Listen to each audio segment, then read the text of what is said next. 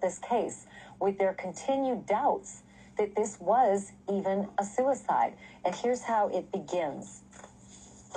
We asked the investigating officer whether her remains were tested for water in her lungs, gunpowder residue on her hands, or any other part of her body, a toxicology report, and an autopsy. However, we were told none of these tests was performed. Their statement goes on to say, Micah's body was released to John Paul on April 30th, 2024.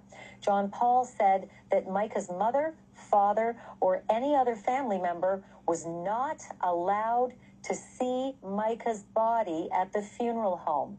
He later changed his mind and said we could see her if our parents first signed the certification of cremation. Killed her. I am joined now by Micah's sister, Sierra Francis, and her attorney, Regina Ward. Sierra, first and foremost, I am so incredibly sorry that you and your family are going through this terrible tragedy, and our hearts go out to you and your family in your, unspeakable loss. I do want to ask you about the statement today, because it shows in the parts that we read that you are firmly in the camp that this clearly wasn't a suicide.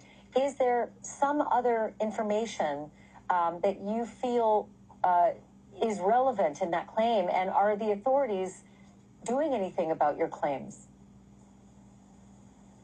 Based off of the discussion we had with them, I'm seeing that the PowerPoint that we received has been released, and just seeing everything that's being put out, all the research, everybody that's seeing it is doing, there are a lot of unanswered questions, especially with, like we stated, all the North Carolina laws not requiring toxicologies, autopsies, and things of that nature, and then combined with John Paul stating that our parents had to sign the cremation order before we were allowed to see her, it just raises a lot of red flags for us.